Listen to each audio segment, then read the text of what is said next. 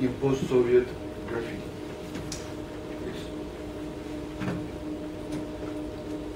On a particularly gray and hazy Muscovite dawn, Misha Most carefully painted Article 29 of the Russian Constitution onto a wall adjacent to the Kremlin. Everyone shall be guaranteed the freedom of ideas and speech, he spelled in thick black letters near a still empty parking lot. The old paint on the government building was chipping, and the cold nipped at his exposed skin. Most grimaced, wet his brush, and continued to write. No one may be forced to express his views or convictions, or to reject them, dripped a second bullet point. A Kremlin guard stood by with a dull boredom as the young man completed his work. The freedom of mass communication shall be guaranteed, and censorship shall be banned. The constitutional passage exhibited in the public sphere for 3 weeks before it was buffed by order of the Russian government. Misha Most is a graffiti artist, and his work was an illegal work. This is it. Thank you for coming to New Orleans and coming to the panel. Thank you, Tatiana, and Mark, and Dennis, and Julia, and Lisa for all your help. Listens. For the next 30 minutes, I'm going to offer something totally new that hasn't been really studied in depth. My research investigates the way that street artists can use street art and graffiti to really effectively criticize the political regime, political authority, political policies, and authoritarian leaning states. Opposition members and movements and members of civil society lack unrestricted and uncensored access to the mainstream media and subsequently to the power centers of the public sphere. As a result, those wishing to express their political opinions or influence public discourse are forced to seek out alternative avenues of expression. There are a few viable options for political protest. The first is public demonstration, literally marching in the streets en masse. I chose these photos. I took these in Moscow on the 4th of March 2012, which is election day in Russia. And it's just, I chose these to specifically show the efforts that the government took to make sure that protests en masse didn't happen. So you see here at the bottom, you see the main squares are partitioned off. On the top, you see literally giant army trucks on the side streets, and I'm telling you, hundreds of military vehicles lined Red Square, Pushkinsky Square, Macalester Square, Bolotnaya Square, Teatralnaya Square, everywhere. So it was demonstrating this vast military might that the government has over the people. And contentious as it is, 30,000 pro-Kremlin Nazi youth are also bussed in from around the country to patrol those areas where these giant military vehicles couldn't get, so in the underpasses, in the back alleys, and in the metros, specifically to make sure nothing happened. And I got to do some interviews with them too, which was very interesting for me. Despite seemingly endless inertia and global media backing, opposition efforts have effected little change. Then you have the internet, of course, and you have the World Wide Web, but I hesitate to consider that a totally free avenue because IP addresses can be traced and people aren't totally free. And let's be honest, when these giant opposition rallies happen and the paddy wagons come around, who's the first to go is usually Navalny, or sometimes he's one of the first to go, who is a major blogger with his livejournal.com account. You also have rock music, but as we've seen from the recent Pussy Riot trial, it's certainly something that the government still puts pressure on, is your ability to freely express yourself through rock music. So it's easy to see why graffiti becomes such an amenable medium for political artists in a place like modern-day Russia. Graffiti is anonymous, it's untraceable. It allows its creator to freely criticize everything that the mainstream media cannot and does not. Graffiti reclaims the corporate-dominated public space as a place for sharing banned information, promoting ignored causes, discussing society's ills, and even mobilizing the public for a certain aim. In artist satirical discourse, graffiti anonymously communicates the frank narrative of a city, uninhibited by official censors. I'm just going to tell you briefly about the project that I did that leads to this research, and then I'll go through and show you a few key images from this massive archive of photos that I have, specifically funny ones. I first started this research when I was living in St. Petersburg in 2009. I was walking around the streets around St. Petersburg State University and found that on all the streets you had graffiti stencils about political prisoners or about nuclear policy or about, you know, the leadership, and I thought it was interesting because we here in the West, we always hear about how censored Russia is and how oppressed the opposition is and whatnot. So to see it freely all over the streets was surprising to me. So I decided to investigate it a little more. In 2011, I went back on a Georgetown University grant, and I got to travel throughout the region for several months, throughout Russia, Hungary, Czech Republic, Ukraine, Latvia, Poland. It was a huge project. Interviewed artists daily, walked 10 to 15 miles just photographing, and it was amazing. It was really, really great. I amassed a huge body of research. Why did I do this? There's a book by John Bushnell, who's a professor at Northwestern University, which was published in 1990. He does a fantastic job of talking about what happened until the fall of the Soviet Union. He talks about the rocker graffiti, the hippie graffiti, the pacifist graffiti, the neo-fascist graffiti, etc. But he kind of, when the Soviet Union ends, that's where his book ends. So I take where he left off, and through my interviews and a combination of journalistic and anthropological and historical research really filled in that void that exists from about 1985 till today, which is really, really cool. So why is the public space great and a great, fertile environment for political and social critique? The contemporary public space, a neighborhood bar, a public square, a parade ground, it remains neutral, voluntary, inclusive. Public space is literally a leveler. It's accessible to the public. You don't have to have any kind of membership card in order to participate. Anyone can really come into the public space and feel like they belong there. You don't have to be smart or rich or poor or well-read or literate even. And the most cardinal and sustaining action that takes place in the public space is communication and public interaction. So the public space remains a place for unrestricted information sharing, a place to question, to protest, to sound out, supplement and form opinion locally and collectively, all of which are necessary practices for functioning participatory system. The public space is where the citizenry can form ideas about their government, their society, their loyalties. In this sense, the public space is really a symbol of freedom, which gains its legitimacy and strength by means of public participation. Totalitarian governments are keenly aware of this and closely monitor and discourage via buff, which is literally when you see in the streets someone write something and then there's someone hired to paint over it with some neutral tone. That's buffing. Or consequence of another sort. Any kind of heated discourse that incubates in the informal gathering space. Though it's not published within 2 book covers, I think that graffiti and street art can really be read as a narrative. And I love the chronotope. I really love playing around with Bakhtin's chronotope. I like applying it to non-traditional narratives. So this is a great example of this. In Bakhtin's chronotope of the Rabelais, as we briefly spoke about, the new reality, the carnivalesque, fully inverts existing norms of power and social hierarchy. In the carnivalesque, authenticity, laughter, and truth deconstruct the corporate world. The foremost devices of this chronotope, humor, vulgarity, and the rejection of corporate authority, closely resemble those of the graffiti realm. The carnivalesque is about creation and growth through humor and deconstruction. Just as in the carnivalesque ritual of reversal, the king is demoted to joker and the joker is promoted to the position of power. Literally, there are images in the streets of Putin without a nose, which is very Gogolesque, without his power. So literally, Putin is made the fool, and the man who, or the woman or the man, who creates that stencil at home and puts it on the street, that is the person who gains the power. And every time someone walks by and laughs at it or gets the joke, that person gets the power. So it really is a reversal of the hierarchy of social power and political power. And based on this assumption that the writing on the walls can be read as a narrative, after all, anyone with a Sharpie can participate, which really means that you have every part of society, every part of the city's narrative on the streets. You have the neo-fascists, you have the anti-Semitic, you have everything. And you don't like it, but it's still there. It's part of the narrative. I've chosen a few key slides from my archives to illustrate the way in which a movement of political activists in Russia, specifically, uses unique displays of humor and wit to confront complex political issues. So these are some slides that, and all of these, for the most part, are mine. A couple later when I talk about Radia and Zuklud, those are theirs, but these are mine. On the left, you see Putin Medvedev at the rally that happened on the night of the 4th, Election Day night. On the right, you see Putin as a vampire, and it's kind of a play on words of Vladimir Putin. The lower left, the party of crooks and thieves, and on the lower right, who if not Putin? So what's the point? It's the perpetuation of ideology through graffiti techniques. And I think it's interesting, Julia, you briefly spoke about Putin having Stalinist stature.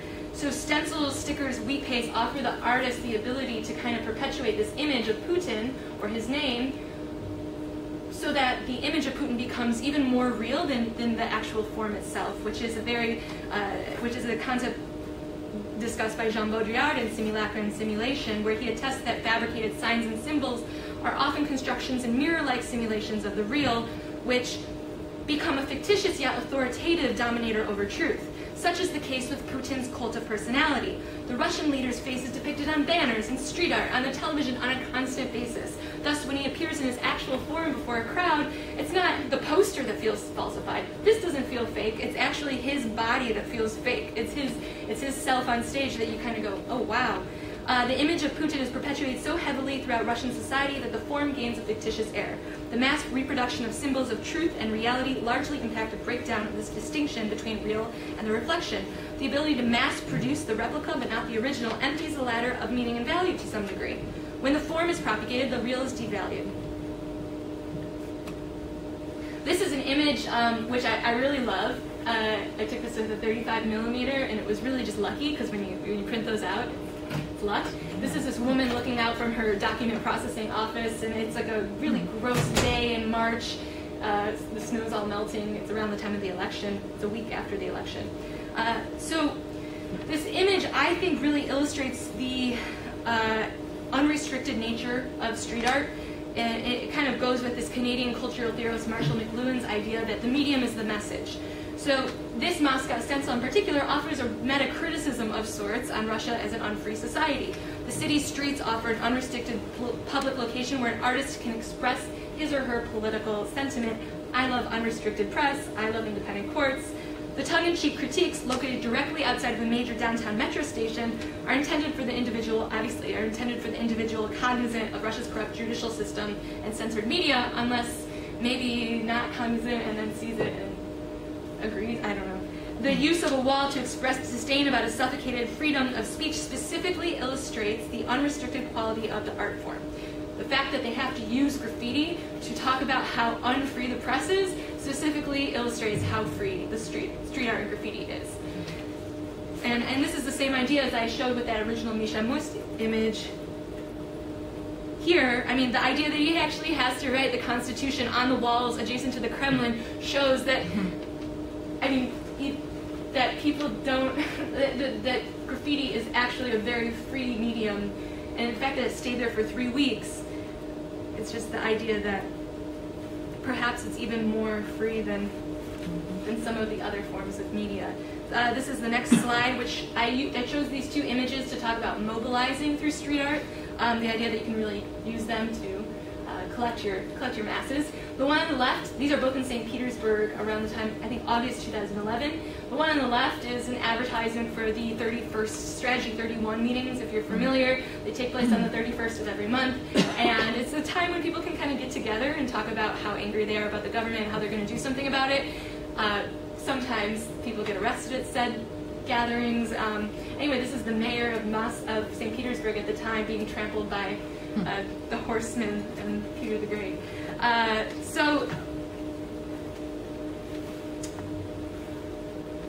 And then on the right, you see this group. It's called a group of change. It says modernization or death. And usually the group of change, and the idea is just that that the opposition wants more incremental changes: education reform, government transparency, stop to everyday corruption in the banking and business sectors, rather than a viable political opposition and the fall of Putin. The reason I chose these is I wanted to show how you can, when you're out in the streets, you can follow on Twitter your favorite activists, and they'll tell you, oh, we have a meeting in Bolotnaya Square on Wednesday at 4 o'clock. And you can also go out into the streets, and you'll see, okay, 6 o'clock at Gostiny Dvor, and you can kind of, it's just like when you're advertising for a program that you're planning for something. You want to attack them through all sides. You want to email them and send them mailings, and send it in the Twitter and the Facebook and all the different social media avenues, so that you're really getting through to these people and maybe calling them. So it's the same idea, and you can really use the street and the internet simultaneously to get an hour by hour up-to-date knowledge and understanding of when the next meeting will be. And this is exactly what we did when we were there during the election. So it gives both forms a little more legitimacy when you're seeing the image more and more. This one, this is one of my favorites. So this is an image that I found during the election time. This is in Moscow near Vinzavod, which is an art collective. It's an old factory that's been transformed into an art collective. On the left you see Putin, revolution cut off to evolution. This is on the 2nd of March. By the 3rd of March, Putin's gone. He's been buffed out by maybe the government, maybe someone else. And by the 4th of March, which is election day, someone raised sorry in English. So it's very funny. My friends who are associated within the Moscow scene, who, I mean, I think that they're really the leaders of the Moscow street art scene, they didn't know who did this, which indicated to them, and they think they know everyone, so they indicated to them that it was a government effort. Whether it is or not is something, unfortunately, with the street art being anonymous, that we'll never know, but that was their understanding, that this was a government effort and that's why it was buffed. Yeah, and the reason I wanted to show this is just to also show that, again, it's a narrative, it's a discourse that exists, and so multiple parties are participating in the street discourse. This one I chose, this is an artist named Kirill Koto, who is a major player in the Moscow street art scene. And the point of these images, and I'll tell you in a second, is not only is all street art political, even if it's not explicitly political, according to Kirill Koto, but you also have a certain responsibility, which I think is really interesting. I think it's a very literary Russian idea that it's your job as an artist to tell the truth. It's your job as an artist to tell reality, to describe reality as it exists, maybe according to you. So it's this really interesting approach that he has to street art. I'll quote Kirill Koto, "There is a tacit consent among writers that we all have the tools, and therefore the responsibility to tell something as it truly is. Still, most continue to write their names, which, to me, only confirms their social lethargy and indifference to political change. To me, name graffiti and loyalty to the existing regime are one and the same. If you're quietly engaged in your own business and do not react in any way to an event in society, then you agree with the current political and social course of your society. The general right to expression in the street on any theme is fiction and voluntarism. You should be reliable for a place, and you should write there impudently." And so what Kirill Koto in this lower right-hand corner does is he does this meta-buff technique where he censors his own neighborhood. He writes over name graffiti, hateful, unappealing, poorly executed subculture graffiti. He's like a social censor. And he does it because, like I just said, he thinks that if you're just writing your name and you're not saying anything about the problems in your society, then you're just as much at fault. Kirill Koto does some other things. He lifts slogans from Kremlin-friendly youth organizations and paints them on luxury cars as a way of spotlighting the connection between money and power. He writes mini manifestos on the walls of Moscow that assail political apathy and institutionalized crime. When the powers that be decided to replace longtime Moscow Mayor Yuri Lushkov with a Kremlin insider named Sergei Sobyanin in 2010, Koto used the city's walls to send the new mayor a message. He wrote, "Sobyanin, you're just a baby. Don't disappoint me." Koto combines codes from pop culture, from modern culture, and from politics in his art. For example, he writes Lushkov, which is Moscow's previous mayor, equals king, and Kasparov, Garry Kasparov, the chess champion, turned politician, equals toy. So in the graffiti world, when you have someone write their name and it's ugly, you write toy on it, and that means like you don't deserve to have your name in the streets. So instead of writing toy, he writes Kasparov, which is very funny. If people get it, I guess. I don't know. Person writing their name in the first place would get it. And then he wrote this about Pussy Riot. Unfortunately, the image is cut off, and I couldn't find another one. But, I mean, just the idea that playing on current events, he's explicitly political, as are many of the artists in the Moscow scene. This next slide is interesting. It plays around with the untouchable icons of Russian and Soviet and Tsarist history and the historical collective identity. On the far left, this is actually in Prague, and it has Che Guevara wearing a Che Guevara t-shirt next to Yuri Gagarin with the SSSR, Yuri says, "Reach for the stars," and then a third person wrote, "Russian, go home." So again, the idea that a narrative is not just one person. Second of all, it's all in English. Third of all, it's in Prague. So, I mean, I'm just saying, it was a while ago. It's interesting that that's what they're still writing about in the streets. That's still so prominent in the street narrative.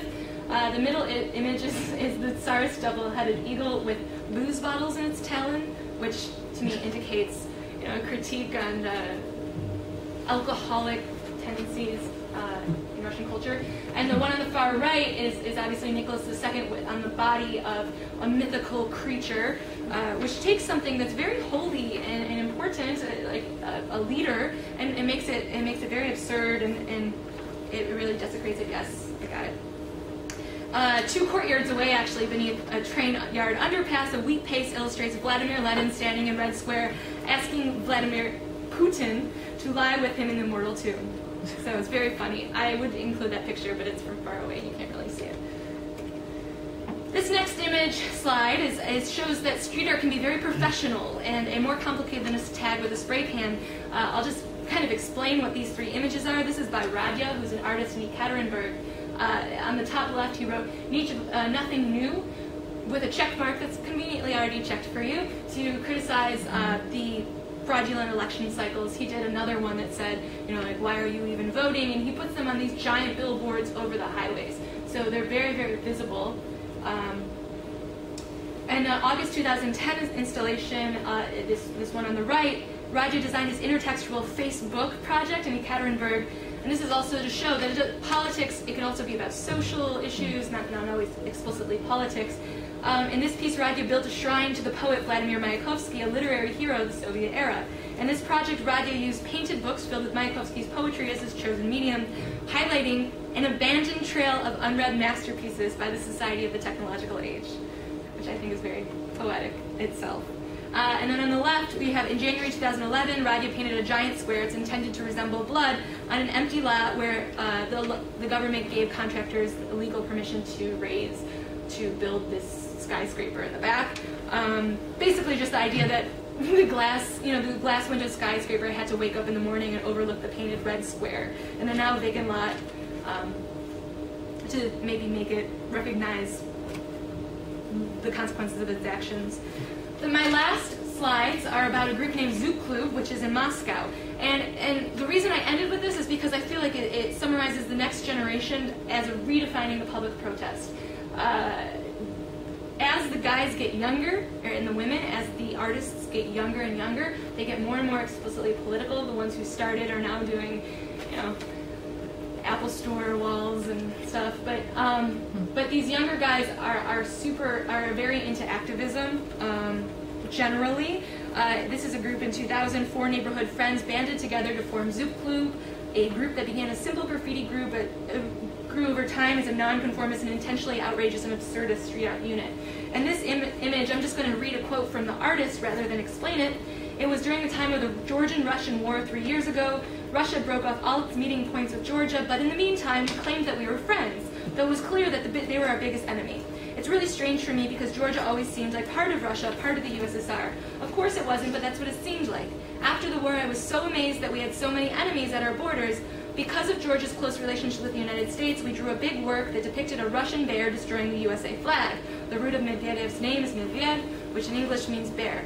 And he's also, I don't know if you can tell, but in his pockets he's kind of taking money from the sad people in the back. And my friend had the strong reaction that this resembled Nazi propaganda. So it's just interesting to take into account different reactions that were had from this. And this is the last slide. This is, again, Zouk Klub using street art to shock people out of their apathy. So this on the lower left is the street artist Artyom, and he's making his little army of gnomes. He puts them all over the world. On the right, this is specifically criticizing, per the artist, how the post-Soviet government continues to do these parades, these massive parades of military might, like the Soviets used to do, and it's just a critique on how they all look a little bit like lemurs, and maybe it's not appropriate anymore. And then on the top you see a billboard redesign that the crew did not only to clean up the advertising, but to also highlight China's financial world dominance. Now says made in China, which is very cute. Zouk Klub expressed their beliefs that the most important tension in contemporary society is the battle that pits young people against the status quo. According to Zouk Klub's spokesperson, Russia spent many years in a catatonic state that most do not comprehend the power of protest en masse. That demonstrations encourage a political opening and a freedom of speech that did not exist to the same degree only a few months or a few years prior. So what? Not only is Street art, in turn to jokes, anecdotes, linguistic play, often designed to awaken the apathetic masses from their collective slumber, but it's also an outlet of expression that might not be available elsewhere. This research proves that the bottom-up opposition efforts are alive and strong. Everyone has access to this form of dissent. Satirical discourse can affect the distribution of power. Street art reflects a greater narrative and can be read as such. Street art is a truly unrestricted and mobilizing force. Humor in street art allows for the deconstruction of revered icons, and the next generation is redefining public protest as street art. As long as state oppression and media censorship continue, critical minds will continue to seek out alternative avenues of expression. And if Russia's recent past is any indication, all you need is an independent outlook, a sense of humor, and a spray can. Thank you.